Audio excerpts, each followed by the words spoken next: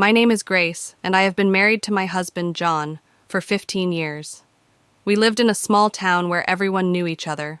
We had 2 children, and we both worked hard to provide for our family. Life was not always easy, but we managed to get by with what we had. A few years ago, we hired a young woman named Mary to help us around the house. Mary was kind, hardworking, and very respectful. She quickly became a part of our family, helping with the children, cooking, and cleaning. I trusted her completely. One day, I received some heartbreaking news from the doctor. I was very sick and was told I might not live much longer. The thought of leaving my children and John behind broke my heart. I didn't know what to do. I wanted to make sure my family would be taken care of when I was gone. As the days passed, I couldn't stop thinking about what would happen to John and the children.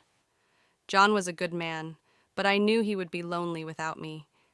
He wasn't the type of man to easily find another wife. I also worried about the children growing up without a mother. That's when an idea came to me, one that I never thought I would consider. I started thinking about Mary. She was young, kind, and loved the children. She was already like a part of our family. Maybe, just maybe, she could be the one to take care of my family when I was gone. The idea grew stronger in my mind, and one night I decided to talk to John about it. I knew it would be difficult, but I had to do what I thought was best for my family. "John," I began, "there is something important I need to discuss with you." John looked at me with concern in his eyes. He knew I had been worried about the future, but he didn't know what I was about to say. "I want you to be happy when I'm gone," I said softly, "and I want the children to be cared for. I've been thinking, maybe you should be with Mary after I'm gone." John's eyes widened in shock. "What are you saying, Grace? You want me to be with Mary?" I took a deep breath.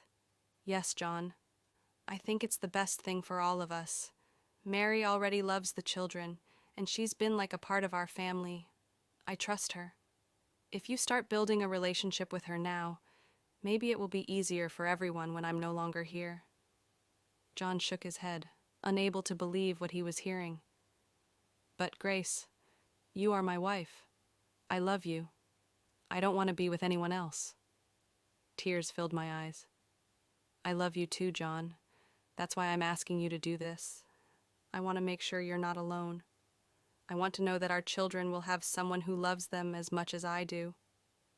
John was silent for a long time, struggling with the idea, but deep down, he knew I was only thinking of what was best for our family.